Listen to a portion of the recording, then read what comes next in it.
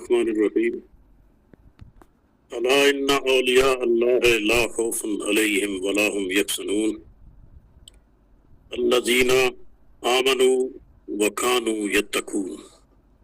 بلا شبہ اللہ کے دوست اس دن بے خوف اور بے غم ہوں گے وہ جو کہ ایمان لائے اور جنہوں نے تقوی اختیار کیا۔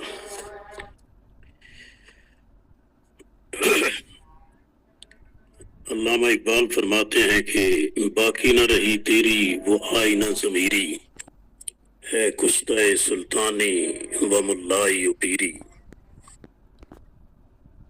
تو نے یہ کیا غضب کیا مجھ کو ہی فاش کر دیا، میں ہی تو ایک راز تھا سینہ کائنات میں۔ آج ڈاکٹر ستی صاحب نے میرے نام کے ساتھ ڈاکٹر کے ساتھ کرنل بھی لگا دیا ہے، تو اس سے مجھے انعام الحق کا ایک شعر یاد آیا ہے کہ قابلیت بجا ہے مگر ڈگریوں کا بھی کچھ اثر ڈالو، کر لیا ہے ایم اے تو میٹرک بھی ساتھ ہی کر ڈالو۔ تو چلیں، آج کل جو ہے وہ دورہ ہے، اور آج کل ایک ہمارے ہاں تصوف کے نام کے اوپر ایک بلاوڑا سے وہ جو چھو والی سرکار ہیں، ان کے والد بھی صوبیدار تھے فوج میں، اور مصنف علی، اور انہوں نے اپنی تصوف کی اپروچ میں اپنا وزن بڑھانے کے لیے صوبیدار کا لہجہ جو ہے وہ اپنے نام کے ساتھ لگانا ضروری سمجھا۔ تو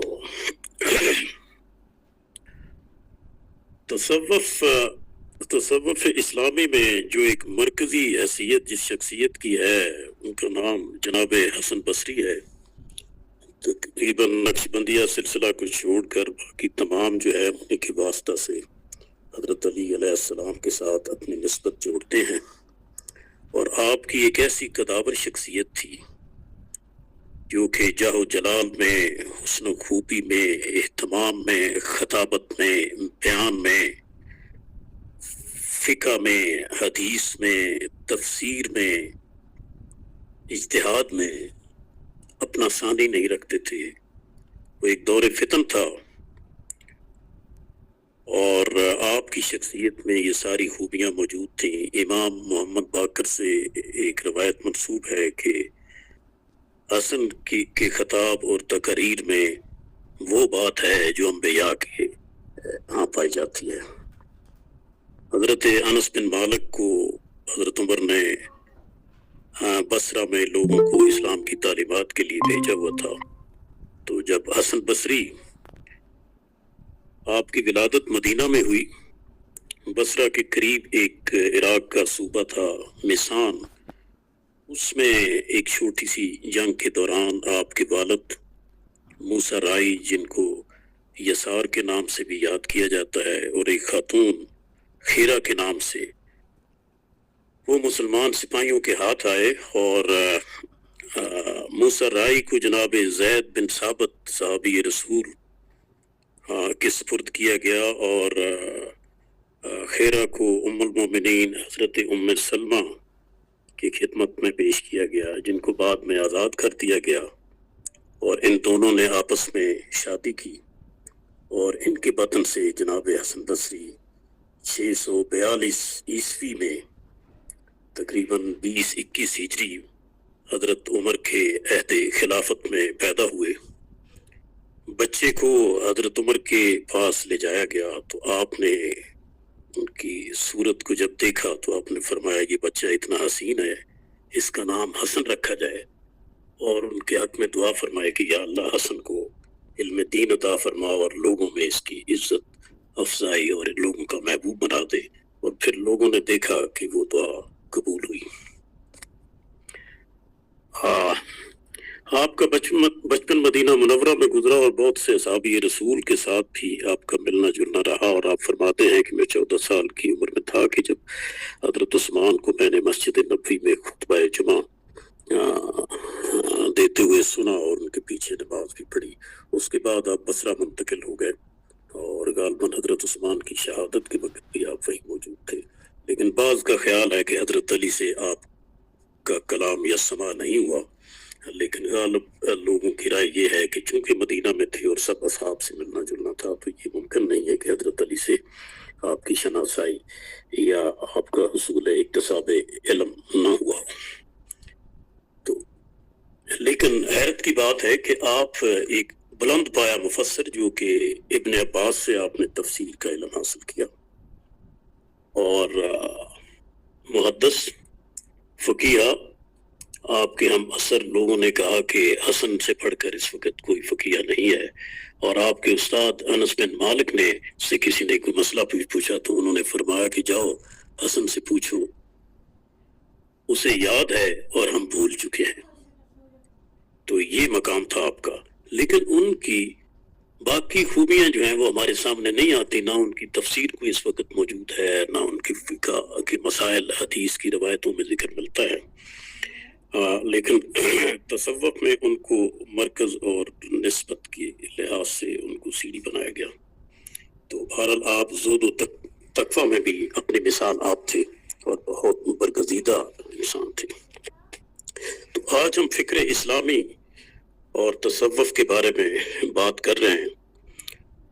تو فکر اسلامی بنیادی طور پر اس کے ماخذ قرآن و سنت ہی ہیں، اور وہ الہامی کتاب خداوندی کے جو فرمودات ہیں اسی کے اوپر اس کی باطنی تفسیر کہہ لیں، اور ہر چیز کا ایک ظاہری پہلو ہوتا ہے اور ایک اس کا باطن ہے. اور مسلمان تبھی ہوتا ہے کہ جب ظاہر اور باطن سے اس چیز کو قبول کرتا ہے کہ اقرارم باللسان و تصدیق بالقلب، جب تک قلب سے اس کی تصدیق نہیں ہوتی تو یہی باطن اور روحانیت ہے، اور اس کے بغیر اسلام مکمل نہیں ہوتا. اور قرون اولیٰ میں جب ہم دیکھتے ہیں تو تمام مسلمان اپنے علم سے، اپنی زبان سے، اپنے دل سے، اپنے وجدان سے اس بات پر اپنا ایمان اور اکان اسی طرح رکھتے تھے جس کا تقاضا اللہ اور اللہ کے رسول نے کیا. تو اسلامی فکر جو ہے وہ مسلمانوں کے ذہنی و عقلی کاوش کا نام ہے. اس کا وجود اسلام کے بعد عمل میں آیا، اور یہ تحریف و خطا سے محفوظ و مبرہ نہیں. مسلمانوں کی عقلی و ذہنی ترقی کے ساتھ ساتھ اسلامی فکر میں ترقی ہوتی رہی، اور اسی طرح زوال اور انحطاط کا اثر بھی اس پر ہوتا رہا.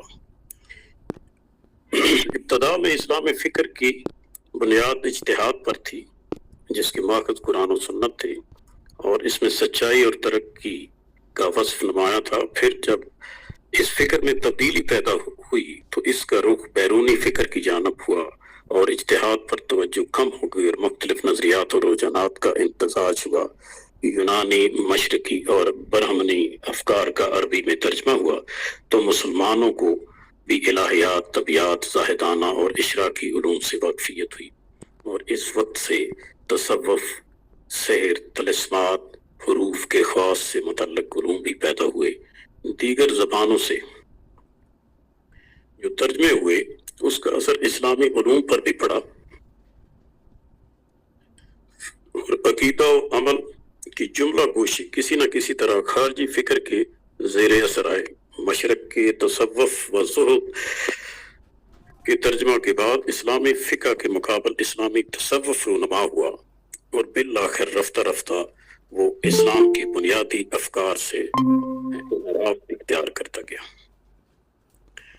تصوف کی ایک شکل تو وہ تھی جس میں ایمان، اطاعت، مجاہدہ، محاسبہ کو بنیادی حیثیت حاصل تھی، لیکن خارجی فکر کے اثرات جب نمایاں ہوئے تو تصوف کی جو شکل پیدا ہوئی اس سے اسلام کی تعلیمات و احکامات کو نقصان پہنچا. تصوف میں کتب کا جو نظریہ پیدا ہوا تو اس کے فساد کا اندازہ اس سے ہوتا ہے کہ کتب میں اللہ تعالیٰ کی روح کا حلول مانا جاتا ہے، اور یہ کہ وہ معصوم ہے، شرعی احکام اس سے ساقط ہیں اور اس کو وسیلہ بنانا ضروری ہے. انسانیت کی نجات کا وہی مرکز ہے. بعض متاخرین صوفیاء نے وحدت شاملہ اور تجلی کا عقیدہ ایجاد کیا جس کی روح سے پوری کائنات عین اللہ ہے. اس میں بعد میں وحدت الوجود، وحدت الشہود اور حلول کے جو نظریات شامل کیے گئے ان کا اسلام کی بنیادی تعلیمات کے ساتھ ٹکراؤ ہے. اور یہ نظریات صرف اسلام میں نہیں تھے بلکہ اسلام سے پہلے ایک شخص فلاطونیس تھا جو کہ 204 عیسوی میں مصر میں پیدا ہوا.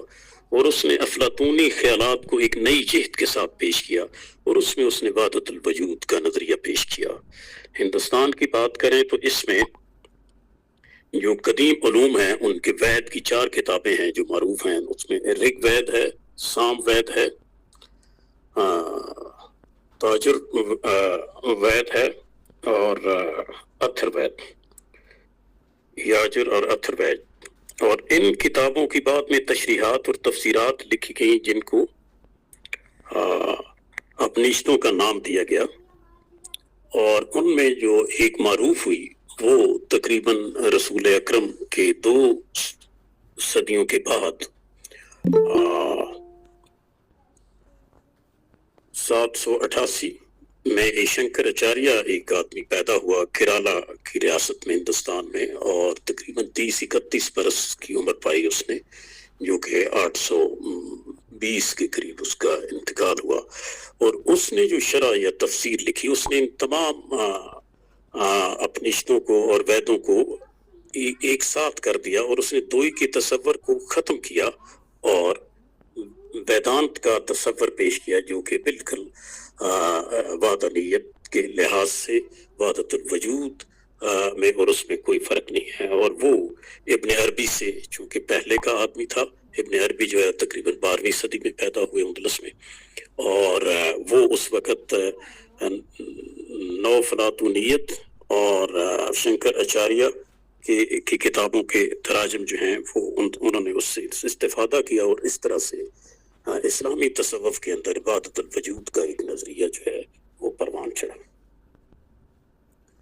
اموی دور حکومت کے اواخر اور عباسی حکومت کے اوائل دور میں جمہور تبع تابعین گزر چکے تھے اور بہت سے اجمی لوگ اقتدار میں آ گئے۔ اس دور میں ایران، ہندوستان اور روم کی بعض اجمی کتابوں کے ترجمے ہوئے۔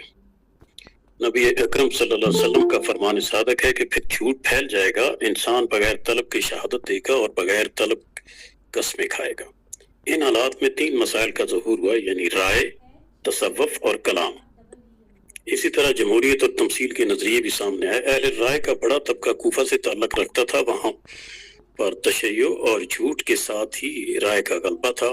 وہاں حدیث، فقہ کے سچے عالم و عابد یقیناً موجود تھے، لیکن اس کے ساتھ ہی روایت میں جھوٹ، فقہ میں رائے اور اصول میں تشیع کی کثرت تھی۔ یہ امام ابن تیمیہ کا فتاوی جلد 10 اور 358۔ رائے، کلام اور تصوف وضع کرنے والے متقدمین عصر نبوت سے قربت اور انوار نبوت کے ظہور کی باعث اپنے کلام میں کتاب، سنت اور آثار کو شامل کیا کرتے تھے، لیکن متاخرین میں اکثر لوگوں نے متقدمین کے اس طرح کے مسائل کو نکال دیا۔ متکلمین نے کتاب و سنت سے اعراض کر کے صرف خود ساختہ اصولوں کو ذکر کیا۔ اہل رائے نے کتاب و سنت کو چھوڑ کر صرف اپنے ائمہ اصحاب کی آراء کو ذکر کیا۔ تصوف پر لکھنے والوں نے صحابہ کرام و تابعین کے طریقوں کو چھوڑ کر متاخر زاہدوں سے مروی اقوال و آراء کو اصل قرار دیا۔ عبادات میں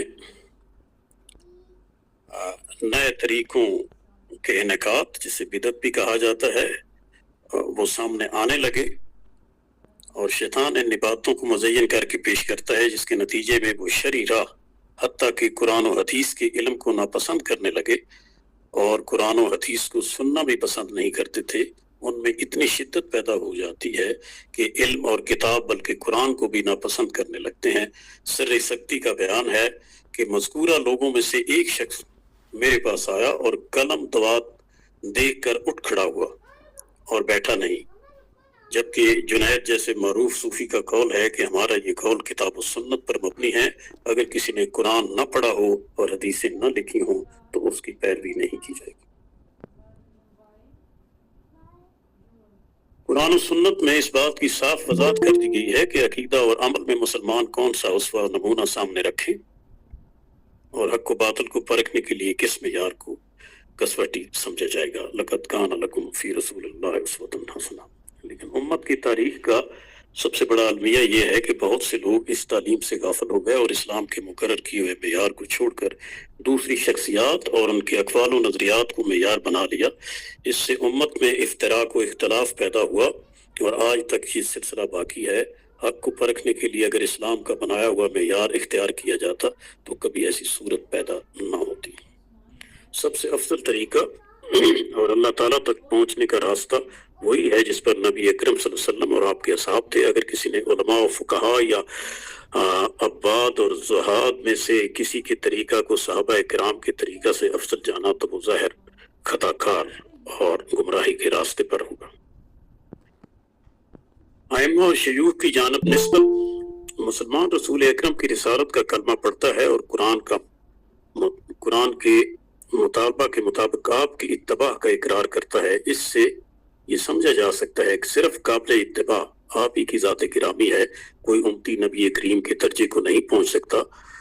اسوہ صرف آپ کا ہی مشروع ہے. اسی لیے امتی کو یہ بھی مناسب نہیں کہ شریعت پر عمل کے لیے کسی پیر یا شیخ سے خصوصیت کے ساتھ مربوط ہو جائے اور صرف اسی کو محترم اور مقتدا جانے. امت میں رسول اکرم اور دیگر ائمہ و شیوخ کی جانب انتساب یا نسبت کا سلسلہ بعد کے ادوار میں شروع ہوا اور آج تک جاری ہے. کہیں کہیں یہ انتساب ایسی متعصبانہ اور غلو آمیز شکل اختیار کر لیتا ہے جس سے اندیشہ ہوتا ہے کہ رسول اکرم کے لیے جس عقیدت و احترام اور اتباع و اطاعت کا حکم ہے اس کی خلاف ورزی نہ ہو رہی ہو. شیخ الاسلام ابن تیمیہ کے زمانہ میں بھی یہ مرض امت میں موجود تھا جس سے یقیناً رسول اللہ صلی اللہ علیہ وسلم کی شان رسالت اور اتباع ہونے کی حیثیت پر حرف آتا. اس لیے شیخ الاسلام نے اس پر اظہار خیال کرتے ہوئے لکھا: کسی جماعت کے کسی متعین شیخ کی طرف انتساب کا مسئلہ اس حیثیت سے قابل غور ہے کہ بلا شبہ لوگوں کو ایسے شخص کی ضرورت ہے جس سے وہ قرآنی و ایمانی احکام و مسائل سیکھیں جس طرح صحابہ کرام نے سیکھا تھا. اسی طرح بعد کے لوگ پہلے والوں کی صحیح اتباع کرتے ہیں جس کا ذکر قرآن مجید میں موجود ہے. جس طرح آدمی قرآن سکھانے والے کا محتاج ہوتا ہے اسی طرح دین کا ظاہر و باطن سکھانے والے کی بھی اسے ضرورت ہوتی ہے. لیکن اس کے لیے کسی مخصوص شیخ کی جانب انتساب کی ضرورت نہیں. جس سے مذہبی فائدہ حاصل ہو وہی شیخ ہے. یہ بھی غلط ہے کہ کسی مخصوص شیخ کی جانب انتساب کے بعد صرف اسی کے ساتھ عقیدت و محبت کا اظہار کیا جائے اور دیگر ائمہ و مشائخ کے ساتھ دشمنی یا بدعقیدگی ظاہر کی جائے. البتہ ایمان و تقویٰ میں جس شیخ کا درجہ جس قدر بلند ہو اسی اعتبار سے اس کے ساتھ محبت و عقیدت ہونا چاہیے. اگر ہم دیکھیں تو حسن بصری ان کے شاگردوں کا ذکر ملتا ہے اور ان کے استادوں کا ذکر ملتا ہے، لیکن اس طرح سے بیت اور خلیفہ یہ سب بات کی اصطلاحیں ہیں. مقام ولایت اور اتباع شریعت اسلام نے یہ صراحت کر دی ہے کہ بندے کی عظمت اور اللہ تعالیٰ سے اس کی قربت کا اصل راز شرعی احکام و تعلیمات کی پابندی میں پنہاں ہے. انسان کو اس وقت تک کوئی مقام و مرتبہ حاصل نہیں ہو سکتا جب تک کہ وہ شریعت کے بتائے ہوئے طریقہ کے مطابق اپنے عقیدہ و عمل کو نہ ڈھالے. یہ تصور سراسر فاسد اور اسلامی تعلیمات کے خلاف ہے کہ شریعت کے احکام کا مخالف کوئی شخص ولایت کے مقام تک پہنچ سکتا ہے اور اس مقام پر پہنچنے کے بعد انسان سے شرعی احکام ساقط ہو جاتے ہیں اور اسے کسی عمل کے بغیر اللہ کا قرب حاصل رہتا ہے. بندہ مومن متقی بنے بغیر اللہ کا ولی نہیں بن سکتا، جیسا کہ قرآن مجید میں ارشاد باری تعالیٰ ہے کہ اِنَّ أَوْلِيَاءَ اللَّهِ لَا خَوْفٌ عَلَيْهِمْ وَلَا هُمْ يَحْزَنُونَ الَّذِينَ آمَنُوا وَكَانُوا يَتَّقُونَ. اللہ کے اولیاء کو کوئی ڈر نہیں ہے، کوئی غم نہ ہوگا، وہ جو ایمان لائے اور تقوی اختیار کرے. تو معلوم ہوا کہ کفار اور منافقین میں سے کوئی اللہ کا ولی نہیں ہو سکتا. مروجہ علم تصوف اور خانقاہی نظام پر حضرت علامہ اقبال نے نظم و نثر میں اپنے ناقدانہ خیالات کا مفصل اظہار کیا ہے. تصوف صدیوں سے مسلمانوں میں غیر معمولی اہمیت اور احترام کی نگاہ سے دیکھا جاتا رہا ہے اور صوفی من الشلق عموماً اسے دین کی اصل روح اور زندگی کا حقیقی نصب العین قرار دیتے رہے. اعلیٰ اسلامی ادب خصوصاً شعر کی رعنائی، صوفیانہ تخیلات کی لطافت اور ظرافت کی مرہون منت ہے. ان تمام وجوہات کے پیش نظر تصوف پر تنقید کا تصور کرنا بھی علامہ کے لیے مشکل تھا، لیکن علامہ اقبال نے جو خود ایک درویش مسلک گھرانے کے چشم و چراغ تھے اور کہتے تھے کہ میرا فطری اور آبائی رجحان تصوف کی طرف ہے. تصوف کی اصلاح اور ملت کے احیاء کی خاطر اس پر بے دریغ تنقید کی. اقبال قرآن مجید کی ابدی حقیقت پر پختہ ایمان رکھتے تھے اور کوئی نظریہ یا عقیدہ یا فلسفہ یا قانون یا کوئی ضابطہ حیات جو قرآن حکیم کی تعلیمات سے ذرہ برابر بھی مختلف ہوتا تو وہ اسے نہایت جرات کے ساتھ مسترد کر دیتے. انہوں نے فلسفہ اور تصوف کے ان تمام مسائل اور نظریات کو جو حریم اسلام میں بعض عقبی دروازوں سے داخل ہو گئے تھے ساقط الاعتبار قرار دیا. آپ لکھتے ہیں کہ ہندی اور ایرانی صوفیہ میں سے اکثر نے مسئلہ فنا کی تفسیر فلسفہ ویدانت اور بدھ مت کے زیر اثر کی، جس کا نتیجہ یہ ہوا کہ مسلمان اس وقت عملی اعتبار سے ناکارہ محض بن گئے. میرے عقیدے کی روح سے یہ تفسیر بغداد کی تباہی سے بھی زیادہ خطرناک تھی اور ایک معنی میں میری تمام تحریریں اس تفسیر کے خلاف ایک قسم کی بغاوت ہیں. مسئلہ بقا کی وضاحت کرتے ہوئے لکھتے ہیں کہ نو فلاطونیت کے جس نظریہ وحدت الوجود کو فروغ ملا، فلسفہ افلاطون کی مسخ شدہ صورت قرار دیتے ہوئے رقم تراز ہیں کہ مسلمانوں میں یہ مذہب ایران کے عیسائیوں کے تراجم سے پھیلا اور رفتہ رفتہ مذہب اسلام کا ایک جز بن گیا. میرے نزدیک یہ تعلیم قطعاً غیر اسلامی اور قرآن حکیم کے فلسفے سے اسے کوئی تعلق نہیں.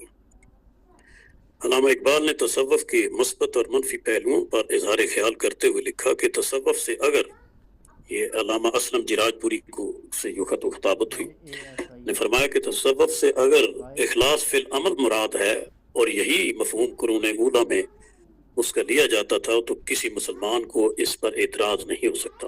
ہاں جب تصوف فلسفہ بننے کی کوشش کرتا ہے اور عجمی اثرات کی وجہ سے نظام عالم کے حقائق اور باری تعالیٰ کی ذات سے متعلق مشرافیاں کر کے کشفی نظریہ پیش کرتا ہے تو میری روح اس کے خلاف بغاوت کرتی ہے. تصوف کے ادبیات کا وہ حصہ جو اخلاقی اقدار اور عمل سے تعلق رکھتا ہے نہایت قابل قدر ہے.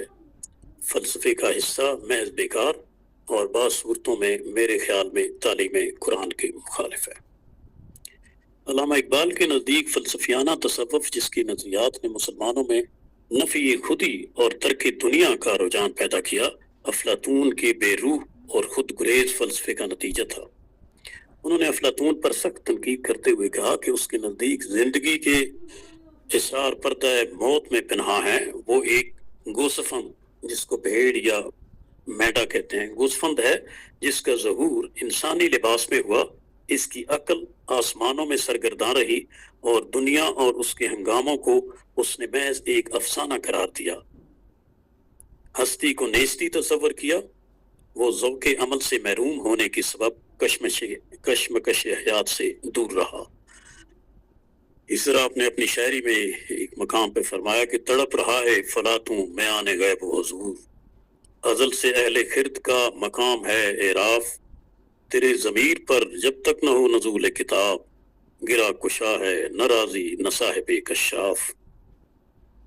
ظاہر ہے کہ ایک ایسے نظریے کی اساس پر کوئی تہذیب استوار نہیں ہو سکتی. زندگی کی اعلیٰ اقدار کی تخلیق کے لیے ذوق عمل ضروری ہے. مسلمانوں نے جب فلسفہ یونان کا ترجمہ کیا تو اس قدر گرویدہ ہو گئے کہ گویا اس کا ہر مسئلہ الہام الہی تھا. یہ غزالی تھے جنہوں نے یونانی فلسفے کے طلسماتی محل کو منہدم کیا اور اس کی پراسرار حیثیت کو ختم کیا. انہوں نے علوم دینی کے احیاء کی کامیاب کوشش کی. اقبال لکھتے ہیں کہ غزالی پہلے شخص تھے جنہوں نے فلسفے کا ایک باضابطہ رد لکھا اور راسخ العقیدہ لوگوں پر اقلیت کا جو روپ چھا گیا تھا اس کو کامل طور پر زائل کر دیا. غزالی کی دعوت میں ایک پیغمبرانہ شان تھی. 13ویں صدی میں جب عالم اسلام پر چنگیز اور ہلاکوں کے تباہ کن حملے ہوئے اور اسلامی معاشرہ جو فکری انتشار کا پہلے سے ہی شکار تھا ذوق عمل سے یکسر محروم ہو گیا اور شکست خوردہ ماحول کے خلاف جلال الدین رومی ایک زبردست رد عمل کے طور پر سامنے آیا اور اس نے قرآن کی روح پرور تعلیمات کے مطابق زندگی کو عمل، حرکت اور جہاد سے تعبیر کیا. ایک روشن اور بلند نصب العین کے حصول کے لیے دلوں میں تڑپ پیدا کی اور سخت کوشی کی تعلیم دی، عزت و عظمت کا درس دیا، یونانی حکمت کو بے معنی ثابت کیا اور ترک دنیا کو اسلام کے منافی قرار دیا۔ 20ویں صدی میں علامہ اقبال کو بھی رومی جیسے دور سے گزرنا پڑا، چنانچہ انہوں نے کہا کہ آج دنیا کو کسی رومی کی ضرورت ہے جو امید کی شمع جلائے اور زندگی کے لیے آتش شوق فروزاں کرے، اور یہ کام علامہ اقبال نے بڑی خوبصورتی سے کیا۔ وحدت الوجود کے گمراہ کن خارجی نظریات۔ وحدت الوجود نے آنکھ تو نو افلاطونیت کی گود میں کھولی، پرورش ہندو مت کے اپنیشتوں میں پائی، اور لڑکپن سے جوانی کا سفر مسلم صوفیاء کی چھتر چھایا میں کیا۔ فلاطونیس جو کہ نو افلاطونیت کا سرخیل تھا، وہ 204 عیسوی میں مصر میں پیدا ہوا۔ وہ وجود واحد کا قائل تھا، اس کے نزدیک کائنات میں وجود ایک ہی تھا جو خدا تھا، اس لیے کائنات بذات خود خدا ہے یا کائنات خدا سے الگ نہیں۔ نو فلاطونیت کے وحدت الوجود کو عیسائیت نے خاصی بریک لگائی، کیونکہ عیسائیت آسمانی مذہب تھا اور اس وقت اس نے مذہبی ادارے کی شکل اختیار کر لی تھی۔ اگر اس دور میں وحدت الوجود کے تصور کو تسلیم کر کے کائنات و خدا کے فرق کو مٹا دیا جاتا تو خالق و مخلوق کے حجاب کو بے حجاب کر دیا جاتا اور عابد و معبود کو ایک ہی صف میں لا کھڑا کر دیا جاتا، تو عیسائیت جیسے بڑے مذہبی ادارے کی عمارت دڑام سے گر جاتی۔ اس لیے کوئی خاص وجودی نظریات پروان نہ چڑھ سکے اور عیسائیت جو ہے وہ اپنا کام کرتی رہی۔ مگر اس کے برعکس ہندوستان تو ویدوں کی سرزمین تھی، کثیر تعداد میں دیوی دیوتا تھے اور کوئی باقاعدہ سینٹرلائز مذہبی ادارہ نہیں تھا، اس لیے یہاں وحدت الوجود کی اٹھان بڑی شان سے ہوئی۔ ہندوازم میں کرما مارگ اور گیان مارگ دو بنیادی اصول ہیں۔ کرما مارگ اس تھیری کو کہتے ہیں جیسے کہ مسلمانوں کی شریعت سمجھ لی جائے، جو مذہب کے ظاہری شکل و صورت کو برقرار رکھنے پر زور دیتی ہے۔ جیسے شریعت ظاہری عبادات پر اصرار کرتی ہے تو اس کو کرما مارگ کہا جاتا ہے ہندوستان۔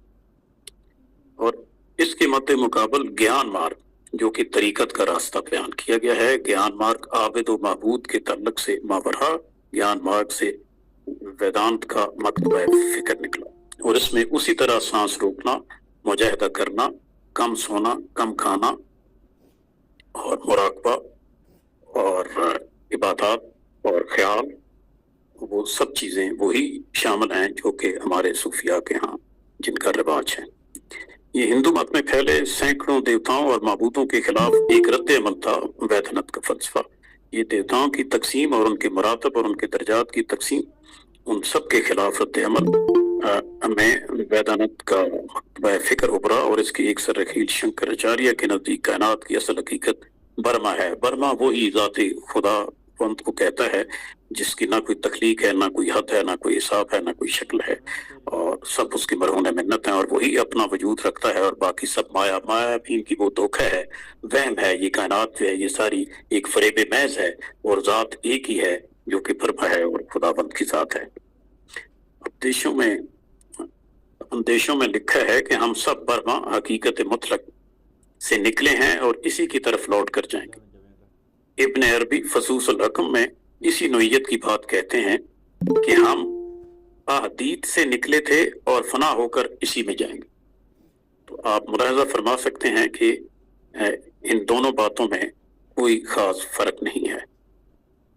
ویدانت کے اپندیشوں کے وحدت الوجود کی تشکیل میں اہم کردار ادا کیا ہے، اور ابو ریحان البیرونی جب غزنوی کے دور میں ہندوستان آیا تو اس نے ان اپنیشتوں کے ترجمے کروائے جو کہ تفسیر ہیں ان ویدوں کی۔ اسی طرح دارا شکوہ نے ان اپنیشتوں کا ترجمہ فارسی میں کیا جو کہ تقریباً 150 کے قریب ہیں، اور اس نے 50 تفسیروں کا ترجمہ فارسی میں کروایا اور اس کا نام سر اکبر رکھا، اور یہ دعویٰ تک دارا شکوہ نے کر دیا کہ قرآن حکیم میں جس کتاب مکنون کا ذکر آیا ہے وہ یہی اپنیشت ہیں۔ اسی لیے لوگ اس کے خلاف ہو گئے اور حکومت جو ہے وہ اورنگزیب کے پاس چلی گئی۔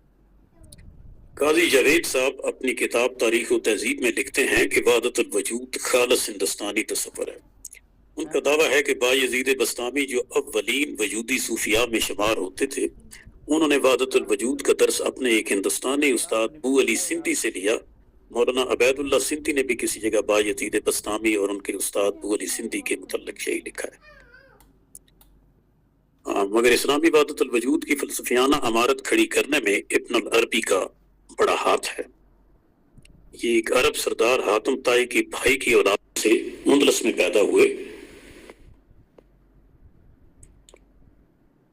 ابن العربی اسلامی علوم اور یونانی فلسفے دونوں کو قریب سے دیکھنے کا موقع ملا، اور علی عباس جلال پوری نے اپنی کتاب اقبال علم الکلام میں لکھتے ہیں کہ ابن العربی نے نو فلاطونیت کے سرخیل فلاطونی وجودی نظریات قبول کیے، جو کہ 204 عیسوی میں مصر میں پیدا ہوا۔ ابن عربی کا تصور وحدت الوجود ایک سطر میں فرویا جائے تو وہ ابن عربی کے اپنے الفاظ میں کچھ یوں سامنے آتی ہے کہ وجود مدرک تو خدا ہے اور کائنات اس کے معنی، یعنی کہ الفاظ اور معنی کا جو رشتہ ہے وہ خدا اور کائنات کے درمیان میں، جس کا انتہائی سادہ الفاظ میں مطلب یہی ہے کہ خدا لفظ کی طرح ہے اور کائنات اس کے معنی کی طرح۔ اصل لفظ ہے اور معنی اس کی تشریح ہے، ویسی کائنات کا اصل خدا ہے اور معنی اور لفظ کا رشتہ کائنات اور خدا کے درمیان قائم ہے۔ یہ خدا ہی کا وجود ہے اور کائنات اس وجود کا اظہار ہے، اور اس سے کائنات اور خدا کے درمیان فرق ختم ہو جاتا ہے، بندے اور خدا دونوں ایک ہو جاتے ہیں، عبادات کا کوئی مقصد نہیں رہتا، جنت و جہنم کا کوئی جواز باقی نہیں رہا۔ ابن العربی کے نظریہ وحدت الوجود پر خوب تنقید ہوئی اور اس کو کفریہ نظریہ بھی کہا گیا۔ ہندوستان میں اسلام کے پھیلنے میں وحدت الوجود کا بڑا کردار رہا۔ اسلام میں قبائلیت کا ستی پن اور عرب کے ریگستان کی خشک مزاجی زیادہ عیاں تھی۔ اصل اسلام فلسفیانہ گہرائی اور روحانی چاشنی اور موشگافیوں سے مبرہ تھا۔ اگر وہی قبائلی اسلام یہاں پیش کیا جاتا تو شاید اس کی قبول کرنے میں اتنی پذیرائی حاصل نہ ہوتی، مگر صوفیاء نے اس میں وحدت الوجود کا تڑکا لگایا، اسلام کو ویدانت کی خراط مشین پر چڑھا کر اسلام کو ہندوستانیوں کے لیے پرکشش بنایا۔ خواجہ غلام فرید ایک کافی میں کہتے ہیں، آہت تے احمد فرق نہ کوئی، واحد ذات صفاتہ نے۔ بر صغیر میں مسلم روشن خیالی کی بنیاد بھی وحدت الوجود بنا، مذہبی تفریق کو ختم کرتا گیا، جبکہ ہندو مسلم کا وجود ایک ہی ہے جو خدا ہے، تو پھر مذہبی تفریق کیوں کر ہو سکتی تھی؟ بھکتی تحریک بھی اسی وحدت الوجود کے بطن سے ابھرتی ہے، جو ہندو مسلم رواداری کی قائل تھی، جو رام رحیم مندر مسجد عبد الرحمن کرم چند اور خدا بھگوان کا فرق مٹانے پر اصرار کرتی۔ ہندو مسلم کی خلیج کو پاٹنے کے لیے جس نے پل کا کردار ادا کیا تھا وحدت الوجود ہی تھا۔ اس دوران میں بر صغیر میں روایتی ملا بھی پرورش پا رہے تھے، جنہیں ہندو مسلم رواداری ایک آنکھ نہ بھاتی تھی اور وہ اس کو جڑ سے کاٹنا چاہتے تھے، اور ان کا خیال تھا کہ اگر اسی طرح ہندو مسلم ایک دوسرے کے قریب آتے رہے تو مسلمانوں کی اپنی تہذیبی شناخت مٹ جائے گی۔ اس کے سدباب کے لیے جو شخصیت مارکیٹ میں سامنے آتی ہے وہ مجدد الافسانی کی تھی۔ انہوں نے جواباں غزل کے طور پر وحدت الشہود کی اصطلاح استعمال کرنا شروع کر دی۔ اگر دیکھا جائے تو یہ سب الفاظ ہیں، ان کی کوئی حیثیت نہیں، نہ کوئی وحدت الوجود کی حیثیت ہے قرآن کی ٹرو سے، اور نہ کوئی وحدت الشہود کی۔ وحدت الوجود یہ کہا جاتا ہے، اس کی مثال یہ دی جاتی ہے کہ سورج ایک وجود ہے اور اس کی شعاع وہ کائنات ہے، اور سورج کو خدا سے تشبیہ دے سکتے ہیں۔ اور وحدت الشہود والے یہ کہتے ہیں جیسے آئینہ ہے آپ کے سامنے، اور آئینہ آپ آئینے کے سامنے کھڑے ہیں، آپ اصل وجود ہیں، اور جو آئینے کے اندر ہے وہ آپ مکمل وجود کو دیکھ سکتے ہیں، وہ آپ کا عکس ہے، اور لیکن وہ آپ خود نہیں ہے، وہ وجود نہیں ہے، اس کی اپنی کوئی حیثیت نہیں ہے۔ یہ کائنات بھی اسی طرح خدا کی پیدا کرتا ہے، اور خدا کا عکس ہے، لیکن یہ خدا کے بغیر نہ تو قائم رہ سکتی ہے، نہ اس کا اپنا کوئی وجود ہے۔ تو یہ تقریباً ملتے جلتے فلسفیانہ خیالات ہیں۔ حضرت شاہ ولی اللہ نے ان میں تطبیق پیدا کرنے کی بھی کوشش کی ہے کہ دونوں کا مقصد جو ہے وہ ایک ہی ہے کہ بالآخر انسان زود و ریاضت کے زور پر ایسے مقام پر پہنچ جاتا ہے کہ وہ ذات خدا میں یا تو مدغم ہو جاتا ہے یا اس کا آئینہ بن جاتا ہے کہ اس میں خدا خود اتر کر حلول ہو جاتا ہے، جو کہ منصور بن حلاج کا نظریہ تھا۔ انہوں نے وحدت الشہود کی اصطلاح استعمال کی، جس کے مطابق کائنات اور خدا ایک نہیں دو الگ الگ وجود ہیں۔ انسان اور خالق کے درمیان میں فرق وحدت الشہود سے مذہبی تفریق بھی قائم ہوتی گئی اور ہندو مسلم کا فرق بھی بڑھتا گیا۔ وحدت الشہود مقام ابدیت تک انسان کو دیکھتا ہے اور وحدت الوجود تو جنون کا نام لے کر مقام ابدیت سے اٹھ کر ذات حق میں گم ہو جاتا ہے۔ وحدت الشہود کے خالق مجدد الافسانی نے ہندوستانی مسلمانوں کے غزالی کا کردار ادا کیا، جنہوں نے مسلم روشن خیالی کو جڑ سے اکھاڑ ڈالا، جو کہ وحدت الوجود کے پیروکار تھے۔ 16ویں صدی میں ایک اور فرنگی وجودی سامنے آتا ہے جو کہ کائنات کے رشتوں کو خدا سے جوڑتا ہے۔ وہ کہتا ہے کہ خدا کسی اور الگ وجود کا محتاج نہیں، نیچر اور خدا ایک ہی چیز ہے۔ وہ کائنات ہی کو خدا سمجھتا ہے۔ وہ کہتا ہے کہ اور کوئی الگ سے وجود نہیں ہے۔ اور اس فرنگی صوفی جس کا نام سپینوزا تھا، اس کا مشہور قول ہے کہ گاڈ اور نیچر، یعنی خدا اور نیچر دونوں ایک ہیں، یا قدرت بذات خود ایک خدا ہے۔ اور آئنسٹائن بھی اسی طرح وہ کہتا ہے کہ میں سپینوزا کے خدا کو مانتا ہوں جو کہ تخلیق کرتا ہے، فیسیلیٹیٹ کرتا ہے، لیکن انسانوں کے عمل سے، نیک یا بد سے اس کو کوئی غرض نہیں ہے۔ جب کوئی وجودی صوفی یہ اقرار کرتا ہے کہ وجود صرف ایک ہے، یا کائنات اور خدا ایک ہیں اور اس سے کوئی فرق نہیں پڑتا کہ خدا ہی کائنات ہے یا کائنات خدا ہے، اس مقام پر پہنچ کر ایک صوفی وہیں کھڑا ہوتا ہے جہاں ایک ملحد کھڑا ہوتا ہے۔ وہ بھی کائنات کو خدا تسلیم کر رہا ہے، مگر وہ کلمے کے بغیر ملحد ہے اور یہ کلمے والا۔ اسی طرح اقبال نے خانقاہی نظام پر تنقید کی کہ ایک شخص اپنے زہد و تقوی اور علم و معرفت کی بنا پر اللہ کے قریب ہو جاتا ہے، تو کیسے وہ کسی دوسرے کے ساتھ ہاتھ ملانے سے ایسی برقی راہوں کے ساتھ اس میں پوری روحانیت منتقل کر سکتا ہے، یا اس کی اولاد جو ہے وہ اسی روحانیت کی حقدار قرار پاتی ہے؟ تو اس کا کوئی وجود، کوئی منطقی دلیل اسلام کے اندر موجود نہیں ہے۔ اور اس کی ادنا کی سی جھلک اگر دیکھی جائے، ہاں ٹائم میرے خیال قریب ہو رہا ہے، تو 1965 کے جو 1965 کے انتخابات تھے، جہاں پہ صدر ایوب نے دھونس دھاندلی کے ساتھ لوگوں کو حق کی رائے دہی سے محروم کیا اور متحدہ اپوزیشن کی مشترکہ رہنما فاطمہ جناح کے ساتھ الیکشن میں 1968 کے 65 میں تو جنگ ہوئی تھی، 66 کے انتخابات 65 جنوری میں کر دیے تھے اس نے۔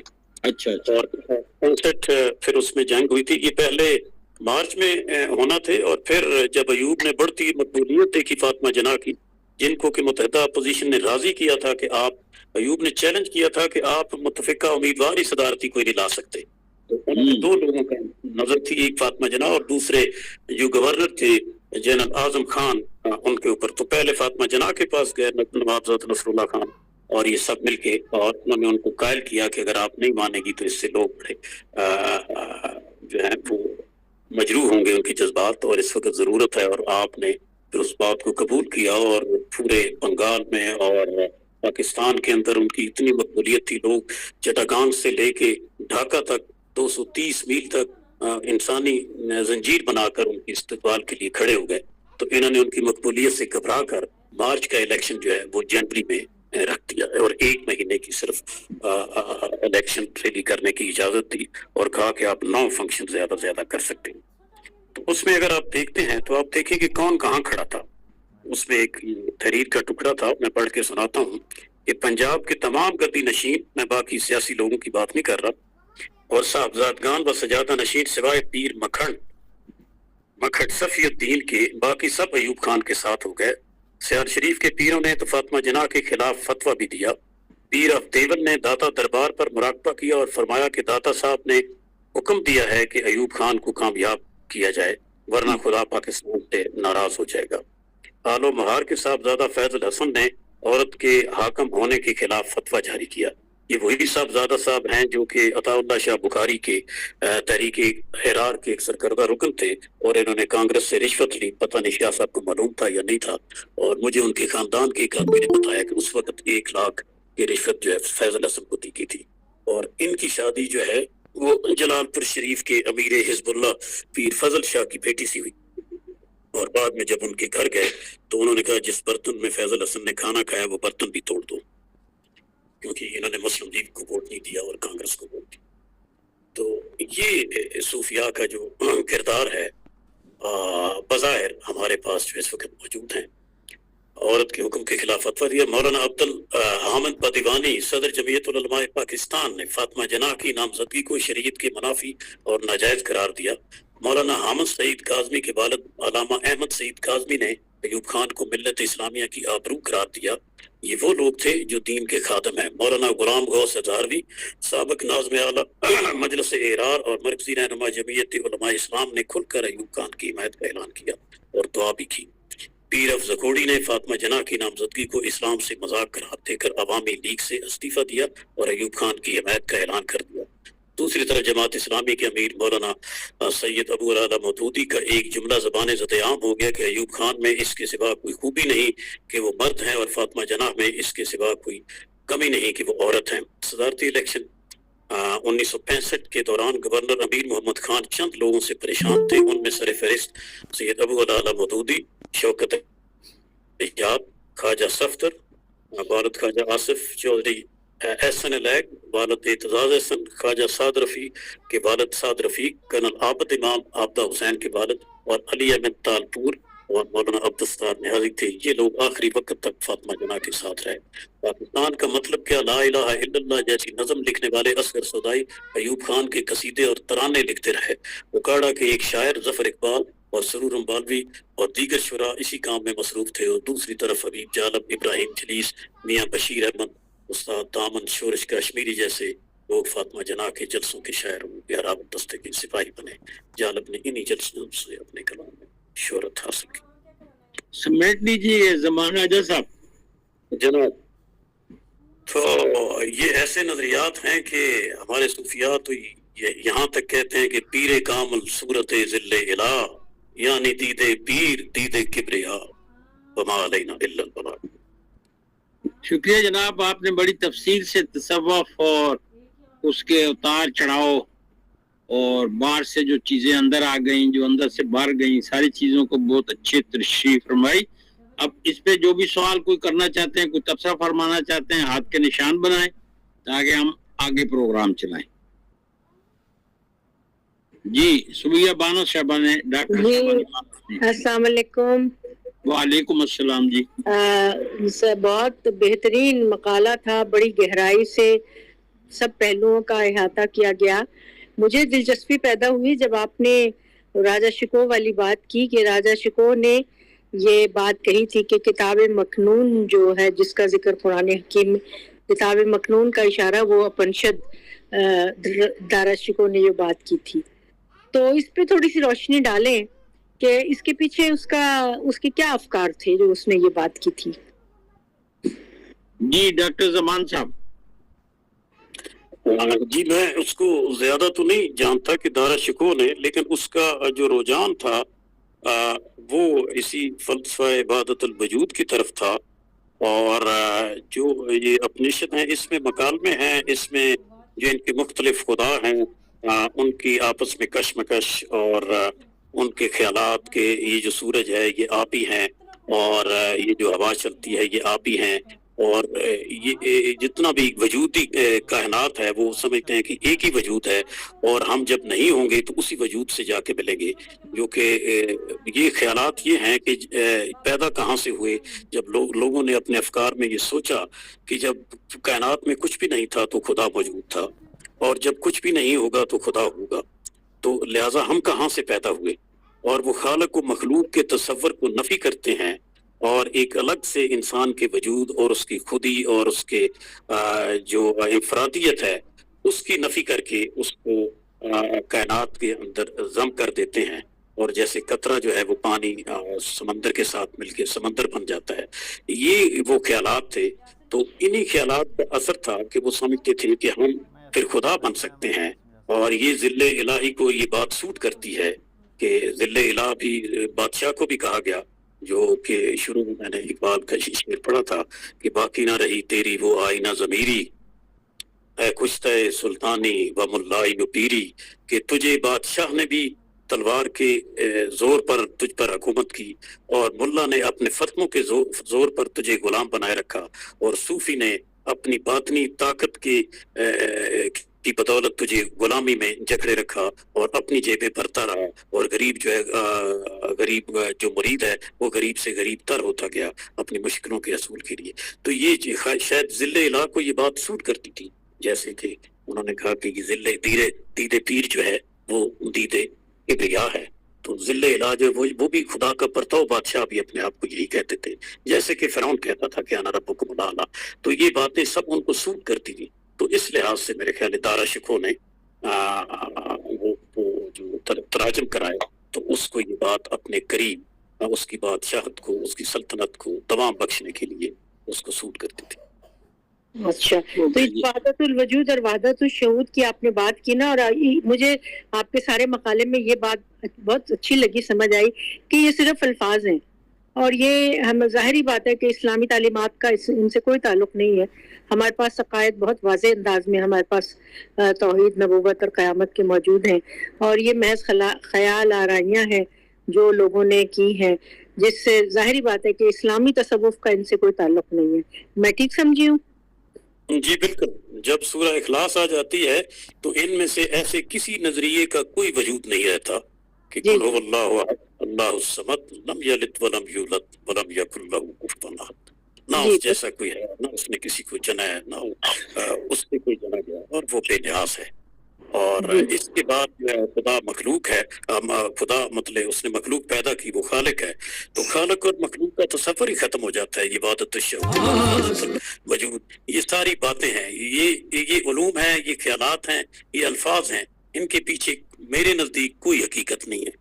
اور یہ جو باطن کا اور باطنیت کا یہ جو خوف لوگوں کو کیا جاتا ہے کہ ہمارے پاس باطنی طاقتیں ہیں اور باطن آ گیا، ایسی کوئی بات نہیں۔ جب اللہ تعالیٰ کے قریب انسان پہنچ جاتا ہے، جو اپنا تزکیہ کرتا ہے، اس کے 3 ہی اصول ہیں جو علامہ اقبال نے بھی دیے ہیں، جو کل بھی بات ہوتی رہی کہ پہلے اطاعت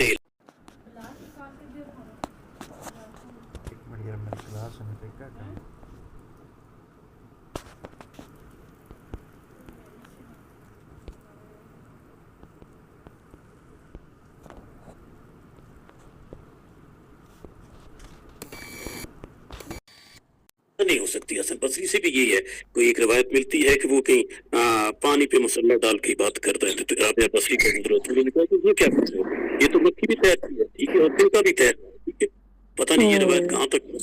لیکن ایک ابا یزید بستامی کا بھی ہے کہ اگر کوئی ہوا میں اڑتا ہوا بھی آ جائے تو اس کو، اگر وہ شریعت کا تارک ہے تو اس کے اوپر ہم ایمان نہیں لا سکتے، کیونکہ ہمارا مرکز اور مرکز ہمارے دین کا وہ کتاب اللہ ہے۔ کتاب زندہ قرآن حکیم، حکمت اولا یزل لست قدیم، گر تمی خواہی مسلمان زیستن نیست ممکن جذب قرآن زیستن۔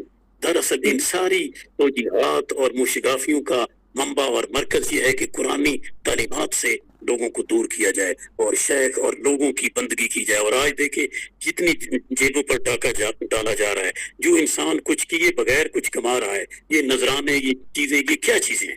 میں نے ایک ایسے شخص کو بھی دیکھا، نام کیا لینا کہ ساری عمر ان کی تصنیف و تعلیف میں گزر گئی، تفسیر میں گزر گئی، سیرت میں گزر گئی، اور ان کا بیٹا آج کہتا ہے کہ میرا قائد، میرا رہبر، میرا رہنما نواز شریف ہے۔ اندازہ کریں اس بیٹے نے اس تصوف سے، اس پیوریفیکیشن سے کچھ نہیں پایا، مرید کیا پائے؟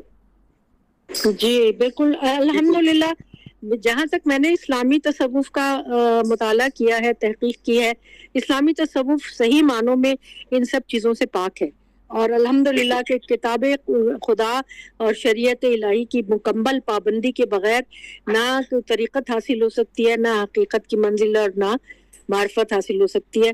ہمارا تو یہ عقیدہ ہے اور ہم اسی تصوف کے قائل ہیں۔ جی جزاک اللہ، تھینک یو۔ جزاک اللہ جی، بہت خوب بات ہوئی۔ لبنہ فروغ صاحبہ نے کوئی بات کرنی ہے؟ جی السلام علیکم. वालेकुम सलाम. جی میرا کوشچن یہ ہے کہ ایک میری دوست ہیں وہ انہیں ابن عربی پہ انہوں نے پی ایچ ڈی کی ہے اور وہ ابن عربی کی بہت زیادہ مطلب فین ہے, ان کی بڑی عقیدت رکھتی ہیں ابن عربی سے, اور وہ درس بھی دیتی ہیں, آگے لیکچر بھی دیتی ہیں, اور ابن عربی کے جو نظریات ہیں ان کو بہت زیادہ فروغ دیتی ہیں. تو ابن عربی کی کیا حیثیت ہے ہمارے علمی حلقوں میں, یہ کوشچن. जी डॉक्टर जमान साहब. شیخ کبیر محی الدین ابن عربی جہاں سے یہ سارے ہمارے جو ہندوستان میں تو جو دونوں مکتبہ فکر ہیں دیوبند اور بریلی, یہ دونوں وہاں ہی جا کے سجدہ ریزی کرتے ہیں, انہی سے فیض حاصل کرتے ہیں. اور وہ چونکہ لیٹسٹ صوفی ہیں, کوئی 12ویں صدی میں 1165 کے آس پاس ان کا وہ ولادت ہوئی اندلس میں. تو اس وقت انہوں نے ان سارے علوم کا, چونکہ علم میں ترقی ہو چکی تھی, اور جو افلاطونی نظریات سے ان کا بھی انہوں نے مطالعہ کیا, اور ہندوستانی بھی کیا, اور جو باقی یورپ کے ساتھ چونکہ وہ اندلس میں تھے تو وہاں کے جو تفکرات تھے اس کا بھی ان کے اوپر اثر تھا. تو انہوں نے اپنے لحاظ سے ان کی کشف کی اور ان کے صوفیانہ جو تجربے تھے اس کی وضاحت کی, لیکن اس میں جو بنیادی ان کا عنصر اور جس نظریے کو انہوں نے بہت زیادہ اجاگر کیا وہ ہماؤس یا وحدت الوجود کا ہی نظریہ ہے کہ یہ کائنات جو ہے یہ ایک ہی وجود ہے, اور ہم سب ایک ہی وجود سے پیدا ہوئے ہیں, اور جب ہم نہیں رہیں گے تو اسی وجود سے جا کے ہم مل جائیں گے. اور یہ ہم اپنے آپ کو پہچانے تو ہمارے اندر خدا نظر آ سکتا ہے, یا ہمارا عبادت سے, زہد سے, ریاضت سے جب دل ہمارا شیشے آئینہ کی طرح صاف ہو جاتا ہے تو یا اس میں خدا اتر آتا ہے یا ہم خدا میں نظام ہو جاتے ہیں. جیسے کہ منصور بن حلاج نے انا الحق کا نعرہ لگایا, وہ کیا کیفیت تھی, کوئی ذہنی کیفیت تھی یا کیا وہ مقام تھا, وہ کیا انہوں نے سوچا وہی جانتے ہیں, لیکن یہی کہا جاتا ہے کہ انہوں نے انا الحق کا. تو ابن عربی کی جو شہرت ہے شیخ کبیر کی حیثیت سے, وہ وحدت الوجود کا بہت پرچار کیا کرتے تھے, جس کو کہ بعد میں مجدد الافسانی نے آ کے رد کیا, اور اقبال نے بھی, اور بہت سارے مسلم مفکرین نے ان کے نظریات کو رد کیا کہ یہ قرآنی تعلیمات کے خلاف ہیں. ठीक हो गया जी. अब और किसी साहब ने हाथ का निशान नहीं बनाया तो मेरी ख्वाहिश है कि हम इस प्रोग्राम के मुंतजिम डॉक्टर यासर हुसैन सत्ती साहब अपना इनपुट दे दें तो फिर आगे हम सिद्धार्थी खुतबे की तरफ बढ़ें. جی میر صاحب بہت شکریہ. وقت بالکل کم ہے اور میں یہ چاہوں گا کہ زیادہ ٹائم ڈاکٹر فرید خان صاحب لگائیں, کیونکہ وہ بڑا اچھا تبصرہ اور سوال ہوتے ہیں, اور آج وہ پاکستان کے صدر کی طرح ہم نے نہیں بلکہ ان کو بااختیار صدر بنا کے بٹھایا. انشاءاللہ وہ گفتگو کریں گے. اور ڈاکٹر کرنل زمان رانجھا صاحب نے, میں سمجھتا ہوں کہ آج جو تصوف کی مجددی سوچ ہے, ان کے آج کے مقالے کو اگر یوں کہا جائے کہ مجدد الفسانی رحمۃ اللہ علیہ کا ایک فیضان نظر آ رہا تھا کہ اسلامی تصوف کے اوپر جو کہیں بھی یہ چاروں بر اعظموں میں پھیلتے پھیلتے کوئی نہ کوئی گرد کہیں بیٹھ گئی ہے تو اس کو ہٹا کے اور نکھار کر پیش کر رہے تھے. اور میں ڈاکٹر صبیہ اخلاق صاحبہ کی بات سے 100% اتفاق کروں گا کہ انہوں نے یہ کہا ہے کہ ہم اسلامی تصوف کے قائل ہیں, باقی اگر کوئی اور تصوف ہے تو ہم اس کے قائل نہیں ہیں. لیکن اتنا میں ضرور کہوں گا کہ تصوف جو ہوتا ہے یہ مرم پٹی کا کام ہوتا ہے کہ حضور نبی کریم صلی اللہ علیہ وآلہ وسلم کی سیرت سے ہی ہم لیں گے کہ جو پہلے 40 سال تھے اس کو کس انداز کے ساتھ, اور مکی دور کا شخصیت کس انداز کے ساتھ, اور مدنی دور کیسا تھا. تو صوفیاء کے بھی ادوار ہوتے ہیں. صوفیاء جن سوسائٹیوں میں رہے, جن معاشروں میں رہے, تو وہ کچھ حضور علیہ السلام کے پہلے 40 سال کی طرح کا دور تھا. میں انتظامی امور کے حوالے سے بات کر رہا ہوں, جو زمان اور مکان کی کیفیات ہوتی ہیں ان کے حوالے سے. اور پھر بعض پہ وہ 13 سال رہے مکی دور کے, اس میں صوفیاء نے وہ مکی دور کی طرح کام کیا, اور کچھ خوش نصیب صوفیاء گزرے اور جو مجدد الفسانی رحمۃ اللہ علیہ کے تھے کہ جنہوں نے ان سب دریاؤں کو یا ان سب منزلوں کو عبور کرتے ہوئے باقاعدہ اسلامی فلاحی ریاست کے لیے کام کیا, اور وہ مجدد الفسانی رحمۃ اللہ علیہ ٹھہرے. اور ابن عربی کے حوالے سے مجدد الفسانی رحمۃ اللہ علیہ نے مکتوبات شریف میں لکھا ہے کہ جب ہمارے پاس وہ کیا کہتے ہیں فتوحات مکیہ کے حوالے سے انہوں نے لکھا ہے کہ ہمارے پاس فتوحات مدنیہ موجود ہیں، اس طرح کا لفظ ہے، اللہ کمی پیشی معاف فرمائے، اور خصوص الحکم کے حوالے سے اس حوالے سے بڑی سخت تنقید کردے مجدد الفیض ثانی رحمۃ اللہ علیہ نظر آتے ہیں۔ لیکن میں یہ بھی کہنا چاہوں گا کہ ابن عربی رحمۃ اللہ علیہ کا، گو کہ میں خود بھی مجددی سکول آف تھاٹ کے قریب ترین ہوں، تصوف میں اسلامی فلاحی ریاست کے حوالے سے، اور جو لقد کان لکم فی رسول اللہ اسوۃ حسنہ والی سوچ ہے وہ مجدد الفیض ثانی رحمۃ اللہ علیہ کی ہے، اور وہی میں یہ نہیں کہیں کہ 100% اس کو فالو کرتا ہوں، لیکن ابن عربی رحمۃ اللہ علیہ بھی تصوف کی دنیا میں ایک بڑا نام ہے، اور اسلامی تصوف میں بھی کہیں نہ کہیں بڑا نام ہے، جس کا زمان راجہ صاحب نے بھی تذکرہ کیا کہ ہمارے اس وقت جو پریکٹسنگ مسلمان جتنے بھی ہیں ان میں سے بڑے بڑے لوگوں کے جو نظریاتی افکار ہیں وہ جا کے ابن عربی سے ملتے ہیں، اور وہ بھی بہت بڑی شخصیات ہیں۔ ہاں نظریات کے حوالے سے ہمارا اختلاف ہو سکتا ہے، بڑا گہرا زمان رانجھا صاحب کا یہ مقالہ تھا، اور مجھے بڑی خوشی ہوئی کہ بڑے ڈیپ اینڈ ڈیپتھ انداز کے ساتھ انہوں نے واقعی جو ہوتی ہے ایک تو فوجی طریقے کے ساتھ، اور پھر ڈاکٹر بھی ہیں تو سرجری بھی کی اور اچھے انداز کے ساتھ، اور آخر میں اس کی مرہم پٹی کرتے ہوئے ایک صحت مند جو صوفیانہ افکار ہیں وہ بھی ہمارے حوالے کی ہیں۔ تو میں اسی پہ اختتام کرتا ہوں جی، بہت شکریہ۔ شکریہ جی، اب ہم اختتام تک پہنچ چکے ہیں، اور آج کے پروگرام کی صدارت فرمانے والے جناب ڈاکٹر محمد فرید خان صاحب ہمارے سامنے موجود ہیں۔ میں جناب محترم سے درخواست کر رہا ہوں کہ وہ صدارتی خطبہ عطا فرمائیں۔ جی بسم اللہ الرحمن الرحیم۔ بہت شکریہ قبلہ میر صاحب، کہ اللہ پاک آپ ساروں کے درجات بلند کرے۔ مجھنا چیز کو ایک استاد کے پروگرام کی صدارت کا موقع ملنا، پہلے تو اس بات پہ ہی کیا کہے، میں حیرت ہوں کہ دنیا کیا سے کیا ہو جائے گی۔ اور اسی اسنا میں نے کیونکہ کہا تھا کہ وہ چیک اپ بھی ہو رہا ہے اور ٹیسٹ بھی چل رہے ہیں، تو وہ بھی ساتھ ساتھ چلتے رہے الحمدللہ۔ بہت فصاحت، بلاغت، ضخامت و طاقت سے بھرپور ایک مقالہ، انتہائی خوبصورت لہجہ، انتہائی اچھی تحقیق اور مثبت تحقیق، یہ نہیں کہ لگی لپٹی کہیں پہ کوئی ایسی لغزش نظر آئی ہو، جہاں پہ بات کو زور دیا جانا تھا وہاں زور دیا گیا۔ انتہائی خوبصورت سوالات دارا شکو کے بارے سے شروع کرتا ہوں، جنہوں نے اپنے قلم کا نام قادری رکھ لیا تھا، اور بھگوت گیتا جب وہ ٹرانسلیشن میں ڈال رہے تھے تو ان کو وہاں سے بڑا ایک سکون نصیب ہو رہا تھا کہ وہ اپنی کتابیں کچھ تحریر کریں۔ تو خیر زمانہ ایک گزر جاتا ہے، انسان کبھی یاد رکھا جاتا ہے کسی اور چیز کے لیے اور وہ مٹی تلے چلا جاتا ہے۔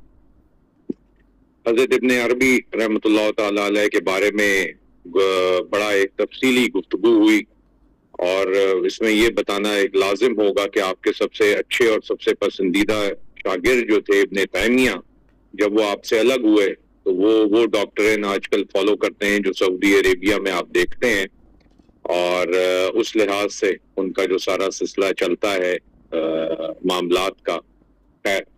تصوف اگر آپ اس کو توڑنا چاہیں، تصوف کے لفظ کو، تو ہم اس چیز کو توڑتے ہیں، 4 جز بنا دیتے ہیں اس کے۔ چلیے ایک جز بنا لیتے ہیں۔ ویسے تو میں خیر اس بارے میں بات آگے جا کے کروں گا کہ مکمل چیز کو مکمل اور کیا کیا جا سکتا ہے جو ہم لگے بیٹھے ہیں ساری چیزیں، اور اصل حقیقت ہے کیا تصوف کی۔ اگر تصوف کو 4 جزویات میں توڑنا چاہیں یا اس کو بلاکس میں توڑنا چاہیں تو وہ شریعت ہے، طریقت ہے، حقیقت ہے اور معرفت ہے۔ ٹھیک ہے، اب اس کو اگر ایکسپلین کرنے میں چلا تو پھر پوری رات کیا، شاید اگلا بھی پروگرام ایک آدھ چل جائے اس لحاظ سے، اور چلتا رہے گا، اور وہ اپنا جس کا ظرف ہے وہ اتنا ہی سمجھے گا، کیونکہ یہ وہ پھل ہیں جس کے خد و خال میں بہت جزوی طور پہ بتا بھی پاؤں گا اور سنا بھی دوں گا، اور اردو کا لب و لہجہ اور آواز کا تسلسل بھی بڑا پسند آئے گا، مگر اس کے ذائقے سے آپ آشنائی نہ لیں گے۔ تو جس چیز کے ذائقے سے ہی آپ آشنائی نہ لیں، میں اس کو پروگرام میں شامل کرنا تھوڑا کٹھن سمجھتا ہوں، کیونکہ ایسے پروگراموں کا مطلب ہونا چاہیے ذائقے سے قریب تر آشنائی، اور جب آپ بات کر رہے ہیں ایک دین کی جو کہ دین اکمل ہے، مکمل ہے، سب کچھ جس پہ اترا وہ مکمل، اور جو ان کے ساتھ صحابہ وہ مکمل، جن کو ان کو فالو کیا گیا وہ مکمل، تو آگے پھر کچھ رہ نہیں جاتا اس لحاظ سے بولنے کے لیے۔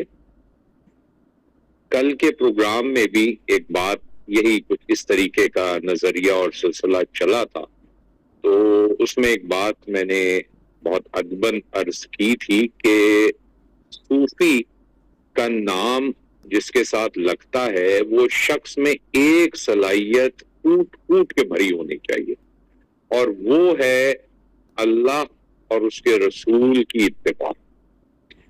یہ قبلہ زمان راجہ صاحب نے ذکر کیا وہ ہوا میں معلق ہونے کا، وہ حضرت امام جعفر صادق رضی اللہ تعالیٰ عنہ کا قول مبارک ہے کہ اگر تم کسی کو دجلہ کی لہروں پہ یا ہوا میں جا نماز بچھائے نماز عطا کرتے دیکھو مگر اس میں اللہ اور رسول کی اتباع نہ ہو تو منہ موڑ لینا، یعنی کرامات پہ مت جانا، کرامات کے اوپر مت جانا۔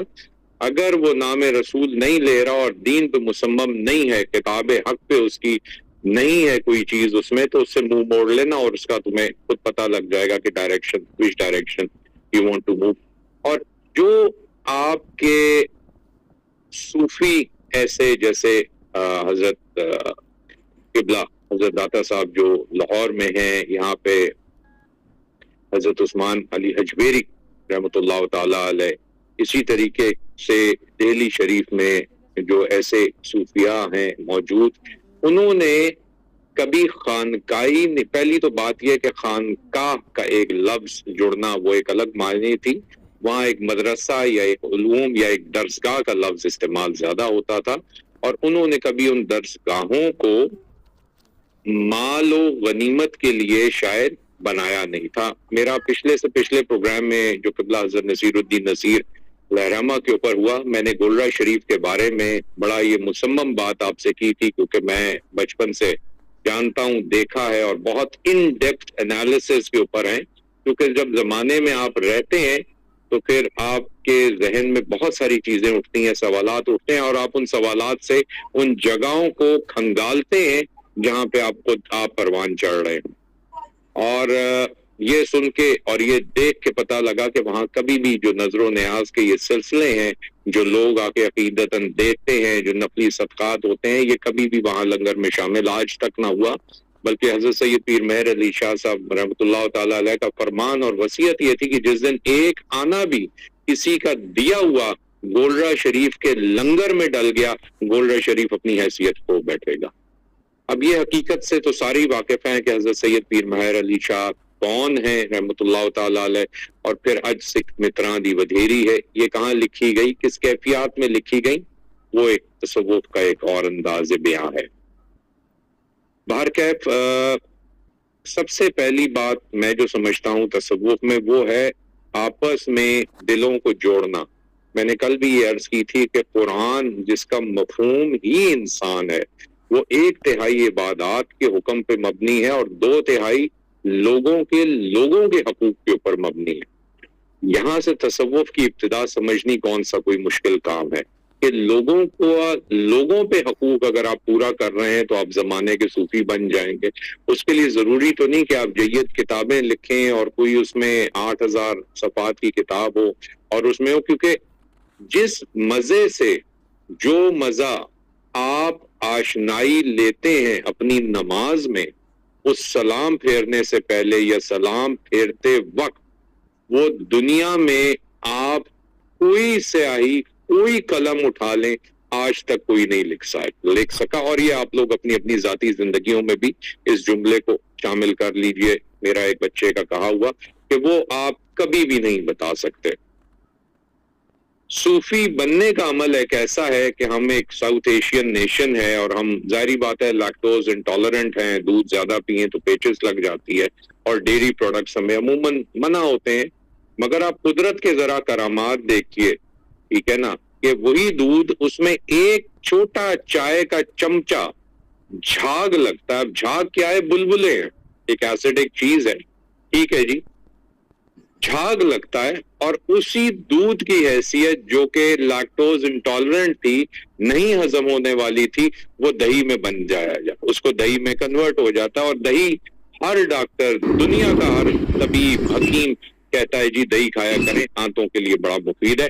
آپ دیکھیے کہ جھاگ لگنے سے حیت تبدیل کیسے ہوتی ہے. صاحب نظر, صاحب کشف یہی کام کرتے ہیں, وہ آپ کو جھاگ لگاتے ہیں. اور وہ صاحب نظر کو آپ کیسے ڈھونڈیں؟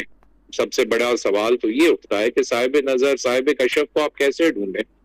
اس کا تو بڑا آسان سا نسخہ ہے. پتہ نہیں آج کل کے لوگوں کو کیوں نہیں یہ سمجھ آتا کہ آپ اپنے گھروں میں تو سب سے پہلے دیکھیں, جس کے قدموں کے نیچے آپ کو جنت دے دی گئی, کیا وہ صاحب کشف نہیں ہوگا؟ کیا قدموں کے نیچے جنت دینا یہ کس کا کام ہے؟ رب کا. تو رب اسی کو وہ دیتا ہے جس سے وہ آگے کوئی چیز آگے اس سے چلنی ہو یا اس کی نسل بڑھنی ہو. اسی طرح والد کو غور سے دیکھنا یہ ایک کشف کی نشانی ہے. اس کی دعا عرش کو ہلا دیتی ہے. اب آئیے کہ گھر سے باہر چلتے ہیں, کیونکہ صدقہ خیرات ہر چیز گھر سے ہی شروع ہوتی ہے.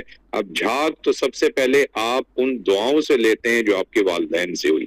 اب ذرا باہر کی طرف آ جاتے ہیں تو پھر آپ کی نگاہ پڑتی ہے ایسے اکابرین, ایسے بزرگان دین پہ. حضرت مجدد الفسانی ہیں اور حضرت غوث پاک ہیں, اسی طریقے کی اصل وہ خانقاہیں, وہ مدرسے جنہوں نے دین کو پھیلانا مقصد حیات سمجھا اور اس نظریے سے دین کی آگے جو کہ مکمل تھا اس کو اور مکمل نہیں آپ کر سکتے. جو چیز اکمل ہو, مکمل ہو, اس کو آگے آپ کیسے مکمل اور کریں گے؟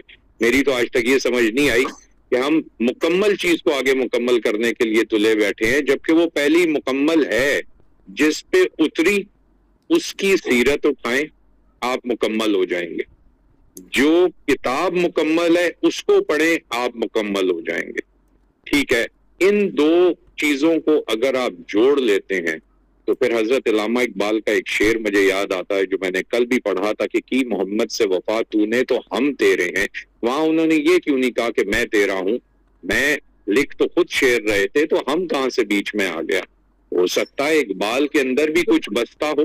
اقبال, یہ تو اللہ تعالیٰ رب العزت کا حدیث قدسی ہے کہ میں لوگوں کی آنکھیں, آنکھ, کان بن جاتا ہوں, ٹانگیں بن جاتا ہوں جس راہ پہ وہ چلتے ہیں. یہ تو رب خود فرما رہا ہے اپنی سب سے پیاری تخلیق سے. تو اقبال کا ہو سکتا ہے وہ ہاتھ جو لکھ رہا ہو وہ کچھ اور سمجھ کے لکھ رہا ہو, اور جب وہ لکھتا ہے کہ ہم تیرے ہیں تو یہ جہاں چیز ہے کہ اللہ کو قلم دے. اسی نظریے سے اگر آپ تھوڑا سا آئیے باہر تو آسان کرتے ہوئے ان بالکل معاملات کو, میں ایک کلام پڑھنا چاہوں گا حضرت سید عبداللہ شاہ قادری کا رحمۃ اللہ تعالی علیہ. بڑے جید بزرگ, بہت ہی خوبصورت کلام, اور مجھے یقین ہے کہ شاید آپ یہ نام سن کے تمام تھوڑا سا کھنگال رہے ہوں گے اپنے کہ یار یہ نام بڑا سنا نہیں ہے کہیں پہ. یہ حضرت بابا بلے شاہ کا نام ہے رحمۃ اللہ تعالی علیہ کا. آپ کا ایک کلام میں پیش کرنا چاہوں گا اور وہ کلام سنیے گا اور آپ کو پتہ لگ جائے گا کہ طریقت, شریعت, معاملات ہیں کیا. ٹھیک ہے جی.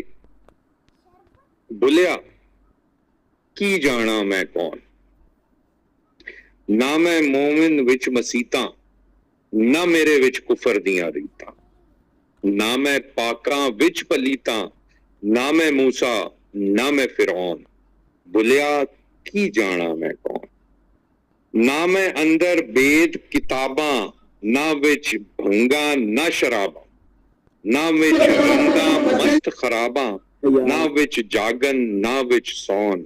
بلیا کی جانا میں کون, نہ وچ شادی نہ غمناکی, نہ میں وچ پلیتی پاکی, نہ میں آبی نہ میں خاکی, نہ میں آتش نہ میں پون. بلیا کی جانا میں کون, نہ میں عربی نہ لاہوری, نہ میں ہندی شہر نگوری, نہ ہندو نہ ترک پشوری, نہ میں رہندا وچ ندون. بلیا کی جانا میں کون. نہ میں بھیت مذہب دا پایا، نہ میں آدم حوا جایا، نہ میں اپنا نام دہرایا، نہ وچ بیٹھن نہ وچ بھون، بھولیا کی جانا میں کون، اول آخر آپ نو جانا، نہ کوئی دوجا ہور پہچانا، میں تو ہور نہ کوئی سیانا، بلا شو کھڑا ہے کون، بلا کی جانا میں کون۔ اور اسی طریقے سے وہ کہتے ہیں کہ مسجد ڈھاوے مندر ڈھاوے، ڈھیندا جو کچھ ڈھاوے، یعنی توڑ دے گرا دے سب کچھ، ایک بندے دا دل نہ ڈھاویں، رب دلاں وچ رہندا ہے۔ اور حضرت علامہ اقبال اسی طریقے سے اپنا کلام جو لکھتے ہیں اور پیش کرتے ہیں کہ جب ایک دنیا ملتی ہے اور وہ دنیا ناپسند آتی ہے تو پھر خود کلام کر کے انسان یہ کہتا ہے، اللہ پاک یہ کہتا ہے کہ اس کو اگر تمہیں پسند نہیں آئی یہ تکلیف تو اس کو گرا دو، اگر تم میں اتنا زور ہے کہ تم اس کو گرا سکتے ہو تو کیوں نہیں گراتے۔ اصل چیز یہاں پہ آتی ہے اور آنکھ اندر کی کھل جاتی ہے، پھر انسان کو پتہ لگتا ہے کہ صوفی کی پہلی سیڑھی ہی شریعت ہے، اور شریعت کیا ہے؟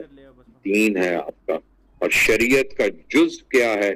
کلمہ توحید ہے آپ کا۔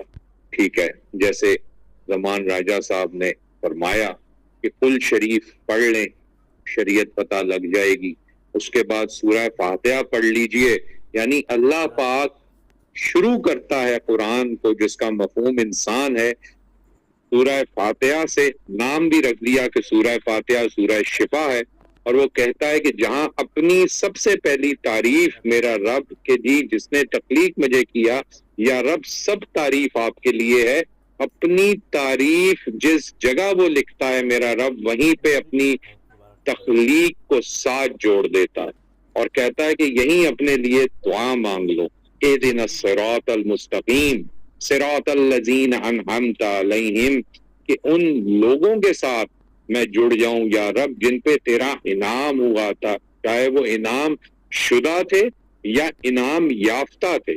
اب پورا قرآن جس کا مفہوم ہی انسان ہے پڑھتے ہیں تو میرے رب کی یہ دیکھیے کیا محبت ہے اپنی تخلیق سے کہ اس نے حصار باندھ دیا، آخری سورت اتاری اور وہ سورہ ناس اتاری کہ پتا تھا کہ یہ مگر اس کا بہکنے کی توڑ موجود میں دے دوں کہ جہاں وسوسے آتے ہیں، جہاں خیالات جنم لیتے ہیں، جہاں دین سے دوری ہوتی ہے، جہاں چیزوں سے آپ دوری اختیار کر جاتے ہیں، وہاں کیونکہ شیطانی وسوسے گھس جاتے ہیں، چاہے وہ کانوں میں بیٹھے ہوں یا ناک کے نتنوں پہ رات ہو، تو وہ قرآن کا آخری حصار سورہ ناس دے دیا اور آپ وہ پڑھتے ہیں اور پورے قرآن میں جو علم جو کچھ بھرا ہوا ہے وہ آپ کے اندر محفوظ ہو جاتا ہے۔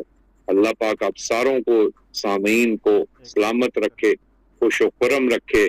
تصوف صرف یہ ہے کہ اس جھاگ کو ڈھونڈیے جس جھاگ سے آپ نے اپنی حیت تبدیل کرنی ہے۔ کسی ٹوٹے ہوئے دل کو دیکھیے، جوڑنا سیکھیے، نماز میں جائیں جہاں اپنے لیے ہے۔ رب کہتا ہے جب مجھ سے میرا بندہ کلام کرنا چاہے تو سجدہ ہے، اور جب میں اپنے بندے سے کلام کرنا چاہوں تو قرآن پڑھ لے۔ بات اتنی سی ہے، دعاؤں کا سلسلہ جو اپنے لیے ہے اس کو دنیا کے لیے بڑھا دیجئے۔ یہی شریعت ہے، یہی سنت ہے اور یہی عمل ہے جن سے آپ اس رضامندی میں شامل ہو جاتے ہیں جس رضامندی کو جو رضامندی میرے نبی کے در کی دہلیز تک آپ کو پہنچا دیتی ہے، اور جہاں دہلیز تک پہنچ گئے پھر آگے سب کچھ راہیں آپ ہی کے لیے ہو جاتی ہیں۔ پھر وہی ہو جاتا ہے کہ کی محمد سے وفا تو نے تو ہم تیرے ہیں، یہ جہاں چیز ہے کیا لوح و قلم تیرے۔ بہت شکریہ۔ شکریہ جناب ڈاکٹر محمد فرید خان صاحب، آپ نے بہترین صدارتی خطبہ عطا کیا۔ اب میں اس پروگرام کے منتظم محترم جناب یاسر حسین صدیق الخیری صاحب سے درخواست کر رہا ہوں کہ پروگرام میں شریک हजरात और ख़वातीन का शुक्रिया अदा फरमा दें। जी अल्हम्दुलिल्लाह, अल्लाह तबारक व तआला का लाख लाख शुक्र। हुज़ूर नबी करीम सल्लल्लाहु अलैहि वसल्लम की नज़र इनायत और बुज़ुर्गों की तवज्जुहात कि आज फिर प्रोग्राम बड़े खूबसूरत अंदाज़ के साथ सजा और बड़े खूबसूरत अंदाज़ के साथ अख्ताम की तरफ गया। मैं साहिब मकाला मोहतरम जनाब डॉक्टर ज़मान रांझा साहब का बेइंतहा मशकूर हूँ कि आपने अपनी मसरूफ़ियात से वक्त निकाला और मैं इंतहाई कीमती मकाला में अता फ़रमाया। और जितने भी हज़रात व ख़वातीन ने तबसरे किए, सवाल जवाब हुए, डॉक्टर सबिया अखलाक साहिबा, लुबना फ़रोग़ साहिबा और सदारती खुतबा बड़े ही मुदल्लल अंदाज़ के साथ हमारे डॉक्टर फ़रीद ख़ान साहब ने दिया। अल्लाह तबारक व तआला सब के इल्म में, उम्र में, इखलास में मज़ीद बरकतों का नुज़ूल फ़रमाए। इंशाअल्लाह हफ़्ता भर हमारे प्रोग्राम चलते रहते हैं, फिर इंशाअल्लाह मुलाकात होगी। अगले हफ़्ते तसव्वुफ़ के किसी नए मौजू के साथ फिर हाज़िर होंगे। इसी पे इत्तिफ़ाक़ करते हैं जी। सुबहान रब्बिक रब्बिल इज़्ज़ति अम्मा यसिफ़ून व सलामुन अलल मुरसलीन वल्हम्दुलिल्लाहि रब्बिल आलमीन। जज़ाकल्लाह। अस्सलाम